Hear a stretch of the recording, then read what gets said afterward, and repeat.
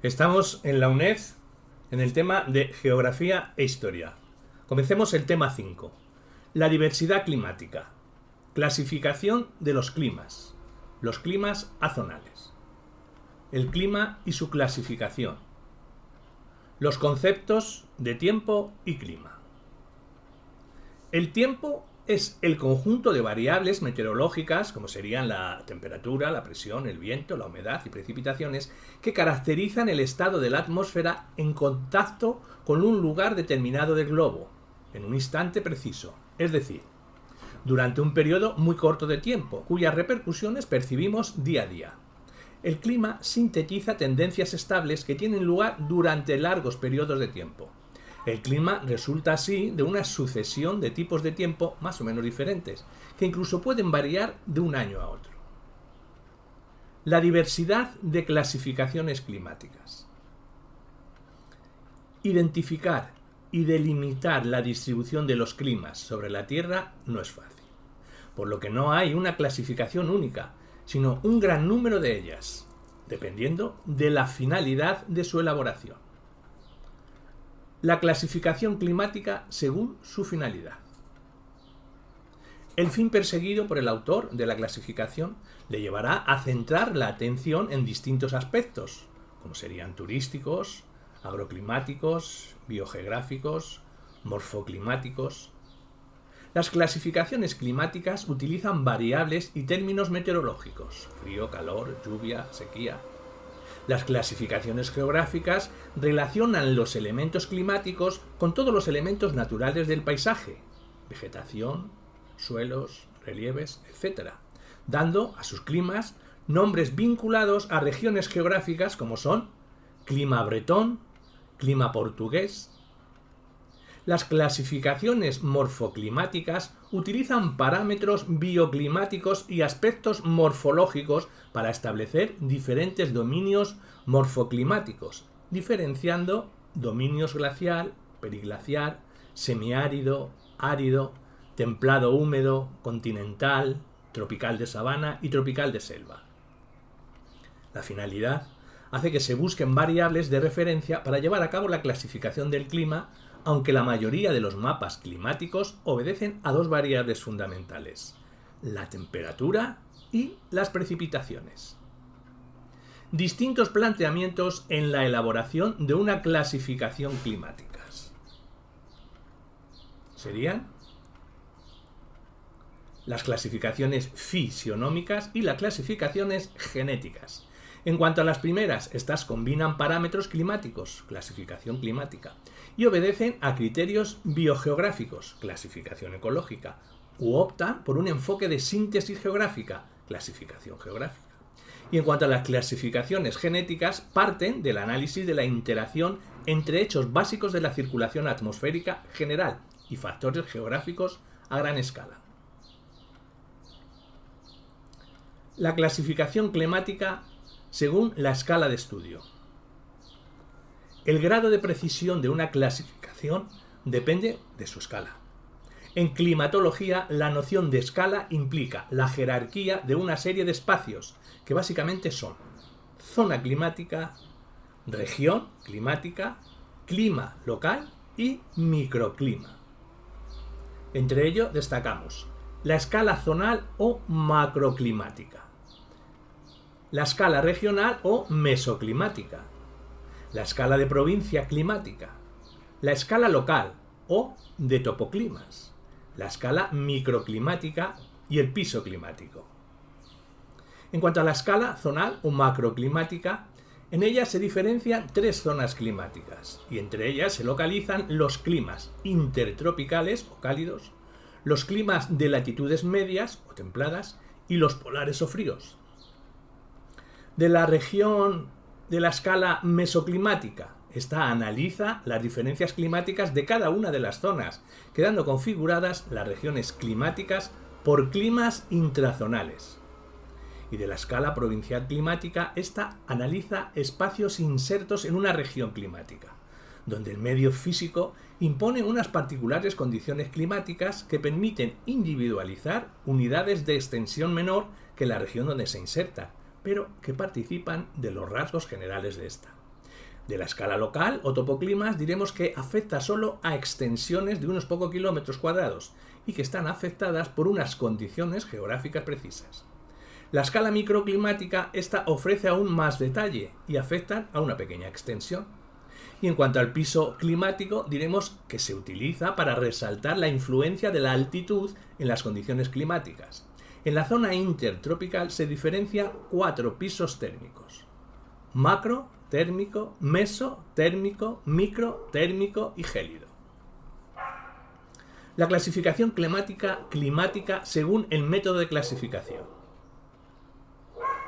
Para elaborar una delimitación de los climas puede seguirse un método racional, empleando valores numéricos, que pueden demostrar físicamente unas variaciones significativas en el clima, o un método empírico, en el que no se emplean demostraciones físicas, pero que se utilizan unos valores de delimitación que resultan satisfactorios estadísticamente. La mayor parte de las clasificaciones utilizan valores empíricos. En otros casos es la dinámica atmosférica la que se toma como referencia. Variables de referencia en las principales clasificaciones climáticas. Las clasificaciones climáticas utilizan diversas variables meteorológicas, como sería la temperatura, la presión, los vientos o precipitación. En unos casos utilizan una sola variable y en otros casos las combinan, dando lugar a unas clasificaciones más completas y precisas. Las clasificaciones que utilizan una sola variable resultan poco satisfactorias, pues los datos deben resaltar las variaciones a lo largo del año, ya que solo los valores medios y totales anuales no son suficientemente válidos. La utilización de 2 variables en la clasificación climática proporciona mayor precisión, y esta apoya su definición de tipos climáticos en la relación entre precipitación y temperatura. Y la introducción de la variable viento se utiliza en estudios muy pormenorizados, que generalmente reciben el nombre de índices de confort. En cuanto a las clasificaciones elaboradas por una sola variable, hablamos de la clasificación de Blair, basada en el total precipitado, que distingue 5 tipos de clima. Sería un clima árido, semiárido, subhúmedo, húmedo y muy húmedo, con una definición de la precipitación que sería escasa, ligera, moderado, fuerte y muy fuerte, y con una cantidad anual precipitada en cada uno de esos climas de 0 a 250 milímetros, de 250 a 500, de 500 a 1000, de 1000 a 2000 y el de muy húmedo de más de 2000 metros cúbicos. Se considera que es pequeña la variabilidad de precipitaciones cuando los totales anuales no superan nunca el doble de la media ni son inferiores a 1/3 de la misma. Otras clasificaciones se han establecido a partir de la variable temperatura, cruzando los valores de la temperatura media del mes más cálido y de la temperatura media del mes más frío, según el siguiente cuadro. Temperatura menor a 1 grado, polar oceánico. Tundra. Latitud media alta, templado continental. Temperatura menor de 12 grados, casquete polar. Tundra fría, continental frío, continental. Temperatura de 21 grados, ecuatorial. Y la temperatura entre 10 y 21 grados, tropical o ecuatorial de tierras altas, sería el tropical. Diversidad climática. Los climas azonales. Ya sabemos que la tonalidad constituye una primera base para la clasificación de los climas, pero existen excepciones debidas a diversos factores geográficos y que se denominan climas azonales, como los climas secos y de montaña. Los climas secos. La escasez de agua es su rasgo principal, y según la escasez serán climas desérticos o de estepa. El límite que marca cuando una región es árida varía ligeramente según el índice de aridez empleado. Las características de las regiones áridas son lluvia escasa e irregular, aire extremadamente seco, fuerte oscilación térmica diaria y vientos desecantes. En cuanto a las causas de los climas secos, diremos que las precipitaciones van ligadas a movimientos de las masas de aire húmedo. Las causas que favorecen la existencia de regiones áridas pueden encontrarse en distintas latitudes, aunque con distintas características. Vamos a nombrarlas. En la zona tropical, en las zonas templadas y en las zonas polares. En la zona tropical, la aridez va asociada a la subsidencia provocada por las altas presiones subtropicales estables, desiertos zonales, al efecto de los alisios continentales, al efecto de sombra pluviométrica, desiertos de barrera, y a la influencia de las corrientes marinas frías. Podríamos destacar las altas presiones subtropicales que conllevan aires que se comprime y calientan al descender, por lo que se deseca y estimula la evaporación, los vientos alisios continentales que soplan constantemente sobre estas zonas, que son vientos desecados a su paso por el continente y no aportan lluvias, las barreras montañosas que producen el efecto de sombra pluviométrica porque los vientos húmedos, al elevarse por barlovento, descargan la humedad y en sotavento el efecto Foehn recalienta y reseca el aire, y las corrientes marinas frías en las fachadas occidentales, donde se instala una masa de aire frío marítimo que al llegar a tierras donde la temperatura por su latitud es más alta disminuye su humedad relativa, por lo que se reducen sus posibilidades de precipitación. En cuanto a las zonas templadas, los desiertos se originan por una degradación de las masas de aire, por su localización en zonas de sombra pluviométrica o por la circulación atmosférica en algunas regiones. Su localización está en el interior de los continentes, comprendido entre los 35 y los 50 grados de latitud norte, no existiendo en el hemisferio sur. Nombraríamos la degradación de las masas de aire marítimo que entran por las fachadas occidentales de los continentes y que es debida a su progresiva desecación a medida que avanzan en su recorrido sobre el continente, provocando ráfagas de viento y tempestades de arena en lugar de precipitaciones. También nombraríamos la disposición orográfica, que tiene una gran importancia puesto que el efecto Foehn puede llegar a crear climas desérticos a sotavento de los grandes sistemas montañosos. Y nombraríamos el mecanismo de la circulación general atmosférica, que es otro factor que ocasiona importantes desiertos. Y en cuanto a las zonas polares, aquí los desiertos son de otra naturaleza. Están relacionadas con los suelos permanentemente helados en superficie, situados más allá de la tundra y con masas de aire seco. Tipos de climas secos. Se establece una clara diferencia entre los climas de desierto y los esteparios. Y esta diferencia está en la eficiencia de sus precipitaciones en relación con la temperatura. Köppen diferenció estos climas en su clasificación con las letras BS y BW. Con el símbolo BS encontramos un clima en la estepa. Con una definición de la temperatura semiárido, la evapotranspiración potencial supera a la precipitación, pero no la dobla. La definición de precipitación en este clima de estepa es un límite climático cuantitativo. En cuanto a la vegetación, es herbácea, insuficiente para el crecimiento de árboles. Y en cuanto al otro símbolo que hemos nombrado, el BW, es un clima de desierto con definición de temperatura árido. La evapotranspiración potencial dobla al total de precipitación. La definición de precipitación es límite climático cuantitativo y la vegetación solo plantas adaptadas a la sequía. Para calcular la evapotranspiración potencial, Patton utiliza una fórmula simplificada de la de Köppen, en la que dice que E es igual a 20T más 490 menos 7 ppw, donde en esta fórmula E es la necesidad de agua, T la temperatura media anual en grados centígrados y ppw es el porcentaje de precipitación de los 6 meses más fríos o de invierno respecto al total anual, considerándose como meses de invierno de octubre a marzo. para el HN y de abril a septiembre para el HS. Las características de distintos tipos de desierto las nombra como desiertos subtropicales de altas presiones, desiertos subtropicales costeros y desiertos de la zona templada.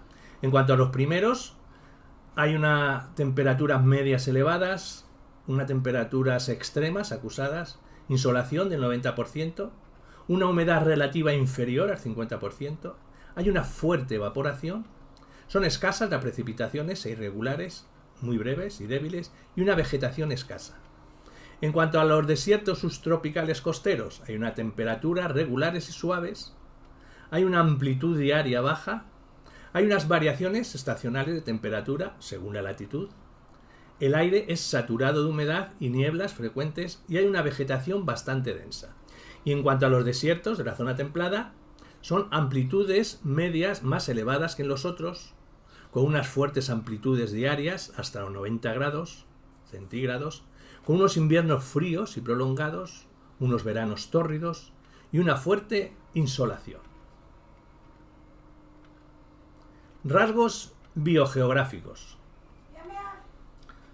Los cursos de los ríos tienen un régimen discontinuo y en los desiertos más puros pueden dar lugar a un arreísmo, ausencia de desagüe, mientras que en las zonas menos marcadas por la aridez suele darse un endorreísmo, ausencia de desagüe hacia el mar. La vegetación es muy escasa y dispersa, desprovista de árboles. Por lo general, el desierto cuenta con plantas de pequeño tamaño adaptadas a la sequedad. Los climas de montaña.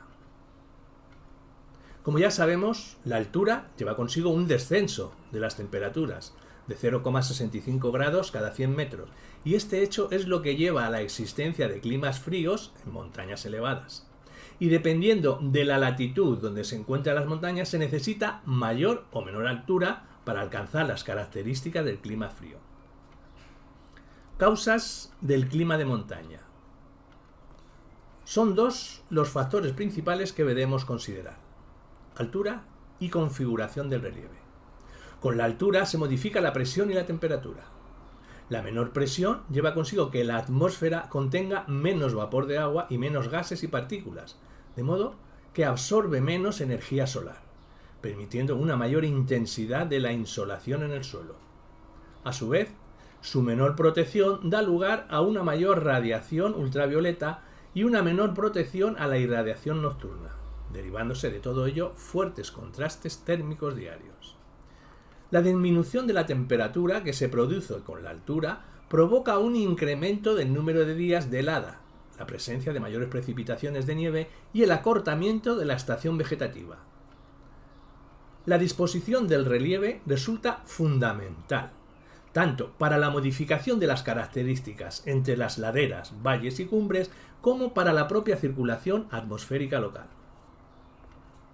La exposición de las laderas a los vientos dominantes es fundamental para el desarrollo de las precipitaciones, pues en la vertiente de Barlovento se produce el mecanismo del enfriamiento adiabático, mientras que a Sotavento se produce el mecanismo contrario, efecto Foehn, provocando así laderas más húmedas y laderas más secas.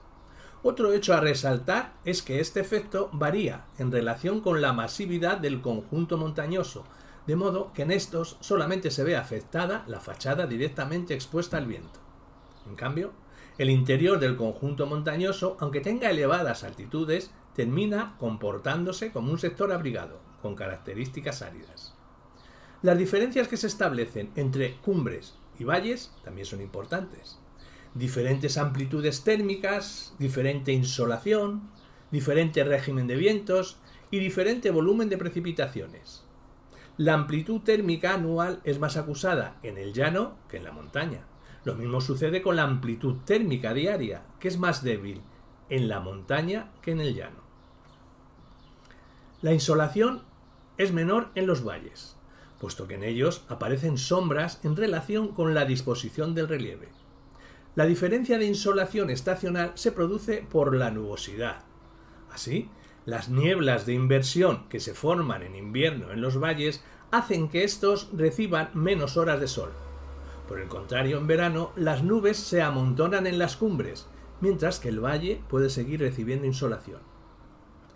Los vientos locales, brisas del valle y brisas de montaña, resultante del distinto calentamiento entre valles y cumbres, juegan un importante papel, ya que en los lugares donde impiden el estacionamiento del aire, contribuyen a incrementar los mínimos nocturnos y acentúan las inversiones en las depresiones y en los llanos próximos. Las precipitaciones aumentan con la altura, puesto que por el progresivo enfriamiento se va favoreciendo la condensación y la posterior precipitación.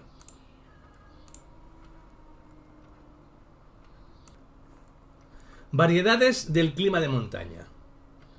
El clima de montaña presenta diferencias según el tipo de clima que exista en el espacio donde se ubica el relieve, al tiempo que el propio relieve establece también variedades climáticas según se incrementa la altura. Köppen establece una diferenciación entre climas de montaña, los denomina G, y climas de alta montaña a más de 3.000 metros de altitud, que los denomina H. Rasgos biogeográficos. Entre los rasgos biogeográficos podemos nombrar el régimen fluvial, la vegetación y los suelos. En cuanto al régimen fluvial, este acusa el efecto del deshielo en primavera y del almacenaje de nieve y agua en invierno. Las montañas, al ser con frecuencia puntos de nacimiento de ríos, presentan unos cauces pequeños y de corrientes rápidas. Su régimen suele ser nival o glacial. La vegetación en las montañas es muy variada y experimenta un escalonamiento en altura cuya progresión puede equipararse a la que se establece latitudinalmente y cuyo punto de partida varía según las características de la zona climática que se encuentre en el llano. Y en cuanto a los suelos, según ascienden en altura, suelen ser progresivamente más delgados, jóvenes y pobres.